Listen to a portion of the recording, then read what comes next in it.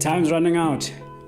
I know that we've all been in this situation where it's almost exams. You're about to write a few days from now, a week from now, what have you.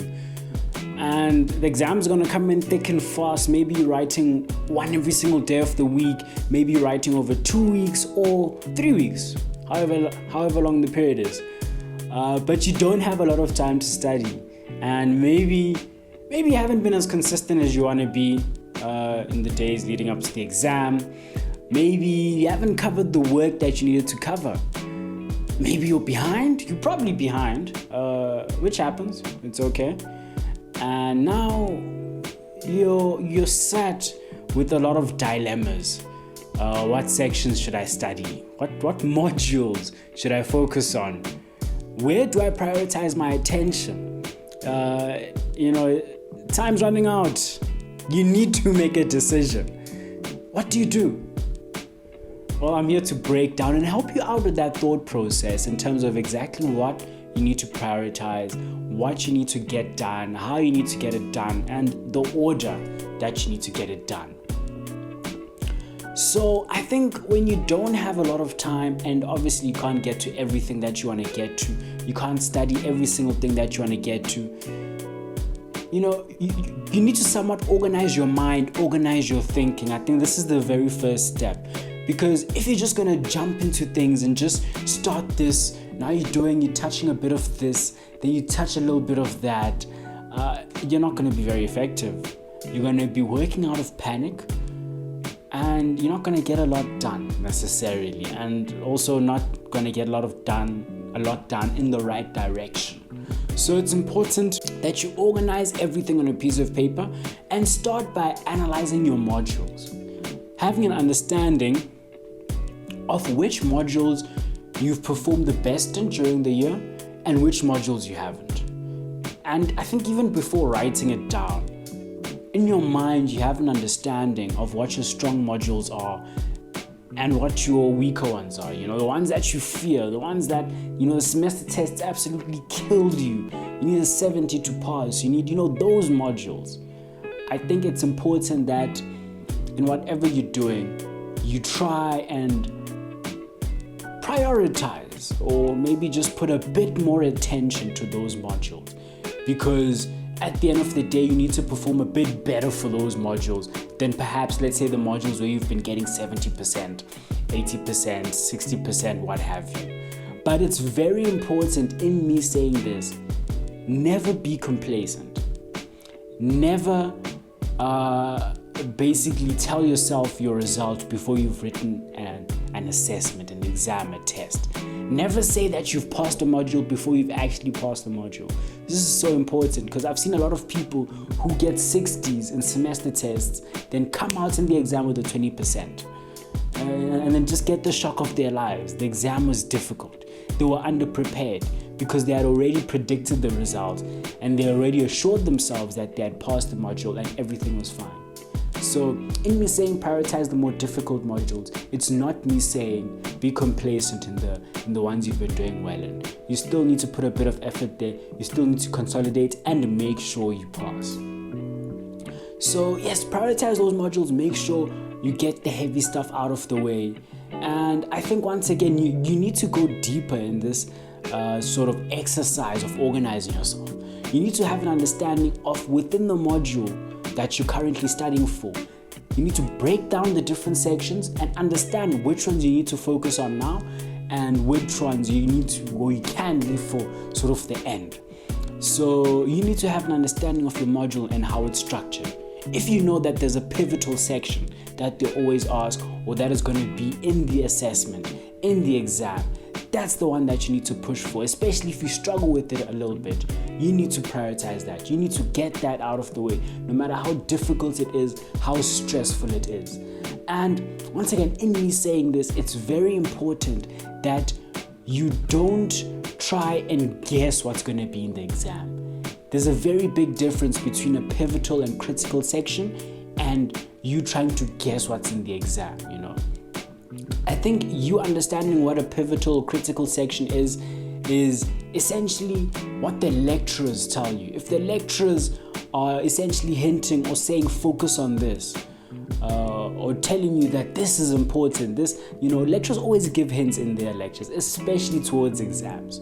So you need to take these hints and take them meaningfully. Make sure that you listen in those lectures and make sure you absorb as much as possible so that you know what is important and what is not important. You cannot sit back, analyze past exam papers, and use that as a pattern analysis in determining what's going to be in this paper. They can ask anything. You need to understand that. So don't guess what's in the exam. Have a thorough understanding of the topics, of what's important, and where you can actually focus. And I think this leads me to my next point in saying that attend your lectures before exams, especially the revision lectures, guys. I know sometimes we need to cover work. We need to get things done. We need to get through topics and we don't have a lot of time. And a lot of us end up feeling like these lectures are wasting our time because we need to get this done. I need to study this. I need to get this done. I need to finish this section. Very important. If you start sacrificing your time and your lecture time in order to study, you're being inefficient, because usually in these revision lectures, in these lectures at the end of the semester or the end of the year as well, lecturers once again give massive tips in terms of how to approach questions, how to approach the exam, and potentially the big sections that you need to focus on. So make sure that you go to those revision lectures. In as much as you need to study, but you need to also get as much understanding about the exam, the content, what's required of you, and how to approach it. And the best person to give you that information is, of course, your lecturers. So get those sessions in and try not to miss any. I know, once again, we students, we miss a lot of lectures, but these are the critical ones. These are the important ones. Now, I think one thing that, especially last minute, that you end up finding is, obviously we're studying, but something that sort of restricts us ends up being perhaps taking naps, taking long naps, or sleeping for too long, or what have you. But, us being tired, I think a lot of us end up seeing it as a restriction, because you end up having this big plan for the day, this massive plan. You need to get this, and this done, this, and this done. But you know what? When you're tired, you're tired. When you're tired, you're tired. When you want to sleep, you need to sleep. That's your body telling you that you need to rest. So I think when things are tough, when time is tight, you still need to incorporate time for you to rest. And when I say rest, more importantly, I mean sleep. Whether you need to take naps during the day here and there. And I found that, even just a 30-minute nap can make the world of difference in terms of how you feel and how productive you are in your study sessions. Because, if you're tired and you really want to sleep, in as much as you can, go for the energy drinks, which are helpful here and there, but it's not something sustainable. And you do need to rest. You can't replace your rest with energy drinks. So yes, have your energy drinks and all that stuff, but still just put in that small 30-minute nap whenever you feel tired, that small 15 nap. Try not to make them too long, because that will help you sustain your energy, even in your evening sessions, depending on when you study, how you study, all that stuff. So just incorporate that element of rest, taking short naps, because those can be very effective. And at least make sure at night you're at least getting around 5 hours of sleep. Don't go days without sleeping. Don't sleep for 2 hours. You need to be reasonable with yourself. I know things are tough, but the more tired you are and the less you're sleeping before you're writing exams, the less efficient you'll be when you actually end up writing those exams.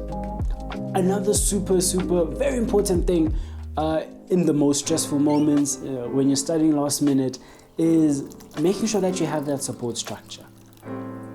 If there's something that I can honestly say you need, is that support structure.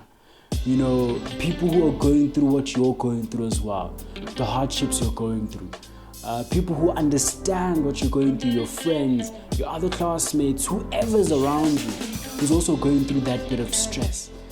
just make sure to have a good support structure, and more especially people who are going through what you're going through, so that you're able to voice out how you feel. If things are hectic, you have someone to speak to who understands what you're going through. Because I think sometimes, in as much as our parents and people at home care for us, but they don't truly understand what we're going through, the hardships of university, the struggles, all that stuff. So make sure to have that person with you, that person who's going through what you're going through. And you don't have to go through it alone. I think this is important. I'd even say don't go through it alone, because you're not an island. We as humans are social creatures, and we do feed off each other's energies. So just have that support structure. Be someone else who's going through what you're going through, someone who you can speak to about what's happening, someone who won't obviously judge you as well. And this does make the world of difference, because once you feel heard and once you're able to bounce off stuff with other people, then you're able to get and derive solutions that you perhaps wouldn't have thought of before. Or you just get picked up a little bit, and you just have that little bit of energy, because you know that you aren't alone in this journey. And my last thing today, I think it's a pivotal one, and I know it's easier said than done. I'm just sitting here telling you this, but at the end of the day, you need to believe in yourself and don't give up. Don't give up before the battle is won. This is something I say a lot, and I've seen a lot of students do this, where a week before the exam or days before the exam, mentally they shut down, they stop believing, and they feel like it's all done. I'm gonna fail the module. I already got 30% for the semester test. What are the chances that I'm gonna get a 70 or whatever I need for the exam if I've been failing the whole year? It's not gonna happen. I'm giving up. That's what people do mentally. And I think once you give up mentally, once you lose that hope, then your mind stops looking for solutions of how to make things work, of how to get you to pass. Your mind only works if you want it to, if you have the drive to achieve something. Once you lose that drive, then you've essentially lost the battle, and you indeed have failed. Whatever you believe is true.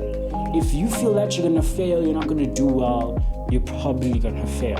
And I'm not guaranteeing that if you still continue believing and you do all you can, you're gonna pass. I can't guarantee that, but you're giving yourself the best chance at it. That's the most important thing. So never give up until the battle truly is over, after you've written that exam. So yeah, I think this is an important one. It's a tough time, guys. I know things are going down, as they say, but keep hopes up. I'll be here throughout the process, giving you as much content as I can, as much insightful content that I feel is going to help you guys deeply on your journey. If you're finding value in these videos, please leave a like, subscribe to the channel if you're not subscribed, and until the next one, let's continue on our journey in creating a better world.